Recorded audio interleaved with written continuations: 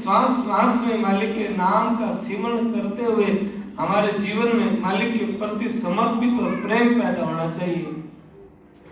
कई बार कहते हैं महाराज जी सेवा भी करते हैं, धर्म कर्म भी करते हैं, क्या फिर भी ध्यान करना जरूरी है? ये समाज में लोग मिल जाते हैं जो दिन रात सेवा करते हैं, परोपकार का काम करते हैं, क्या फिर भी जरूरी है? ऐसे आ जाता है ना, ऐसे लोग मिलते हैं भाई जी जो काम करते हैं वो 0 0 0 0 और 0 0 को गिन के क्या होगा?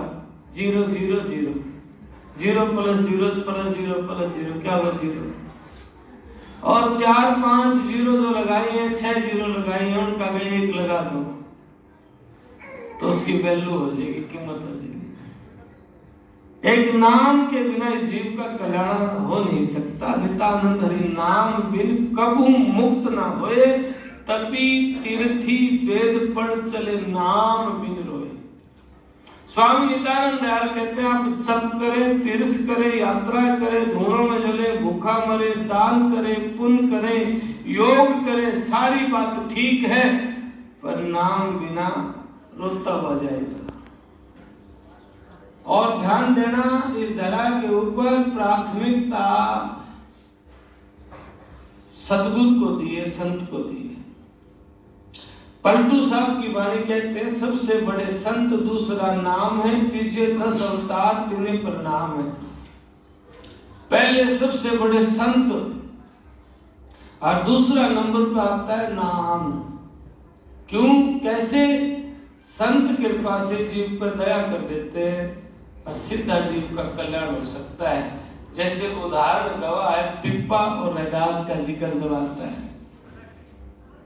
पीपा जी और रैदास का जो जिक्र था, पीपा के मन में ख्याल आया, राजा था पीपा जी, मन में ख्याल आया कि मैं संत रविदास के दर्शन करूं,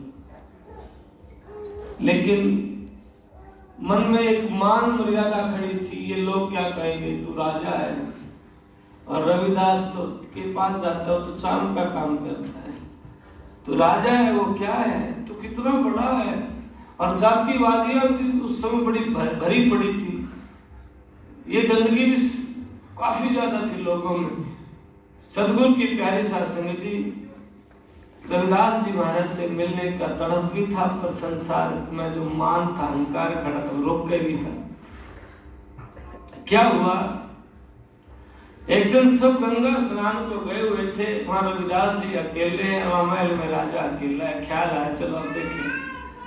अब गांव में लोग नहीं, लुकता छिपता राजा गया, रविदास महाराज को प्रणाम किया, कहने लगा महाराज जी कृपा कर दो।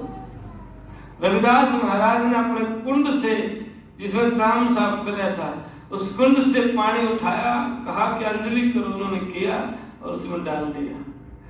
कहने लगे पी लो, पिया नहीं, यहाँ कुर्ते से ऐसे निकाल दिया।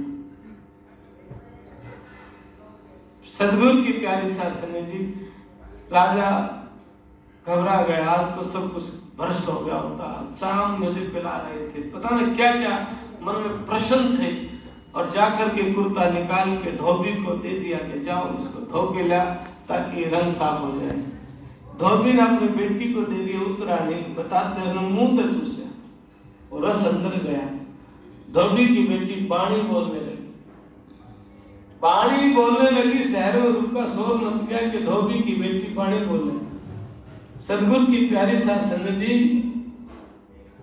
राजा ने पता चला, पीपा ने कहने लगा भाई धोबी तेरी बेटी वाणी कैसे बोलती है? धोबी ने कहा कि महाराज जी पता नहीं, वो लाल लाल लगा हुआ था, उसके चूसने से वाणी बोल रही है। पीपा जी हाल गया, अंदर से हिल गया और दौड़ता हुआ आओ देखा ताओ, नंगे पैर, ना सिर पे ताज, और दौड़ता हुआ रविदास के पास गया, लंबा पड़ गया। महाराज वो अमृत